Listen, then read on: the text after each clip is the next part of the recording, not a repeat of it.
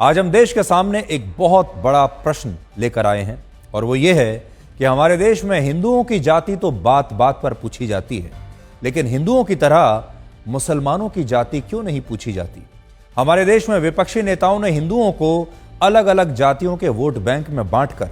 दशकों तक चुनाव में इसका पूरा फायदा उठाया है, लेकिन वही नेता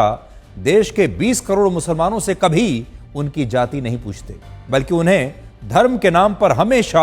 एकजुट रखना चाहते हैं।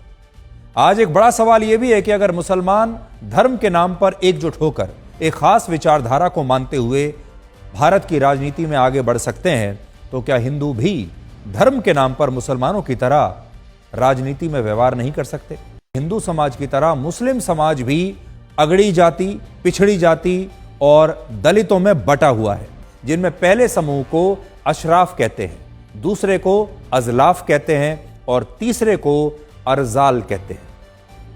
इनमें अशराफ समूह में सैयद, शेख, पठान और मुगल जैसी जातियां आती हैं और इन जातियों को मुसलमानों में अगड़ी या ऊंची जाति का दर्जा मिला हुआ है। इसके बाद दूसरा वर्ग अजलाफ मुसलमानों का होता है, जिसमें अंसारी, मंसूरी, राइन, कुरैशी, गद्दी, इदरीसी, सिद्दीकी और फाकिर जैसी कई जातियां आती हैं और इन्हें आप पिछड़ी जाति कह सकते हैं या मध्यम वर्ग भी कह सकते हैं। और ये वो मुसलमान हैं जिन्हें भारत में धर्म परिवर्तन करके जिन्होंने इस्लाम को अपनाया था, और इन्हें पसमानदा मुसलमान भी कहते हैं, जिसमें पसमानदा का मतलब ही बैकवर्ड या पिछड़ा हुआ मुसलमान होता है। और इन मुसलमानों की जातियों को आप ओबीसी या पिछड़ी श्रेणी में मान सकते हैं और इन्हें ओबीसी श्रेणी में आरक्षण भी हमारे व्यवस्था में मिलता है। तीसरा और आखिरी वर्ग है अरजाल,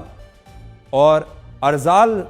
समूह के जो मुसलमान होते हैं, इनमें कौन है? इनमें हलाल खोर, हवारी और रज्जाक जैसी जातियां शामिल हैं और इन्हें मुसलमानों में दलितों जैसी जातियां आप मान सकते हैं। यानी ये मुसलमानों की सबसे पिछड़ी जातियां हैं, जिनके साथ जातियों के आधार पर काफी भेदभाव होता है।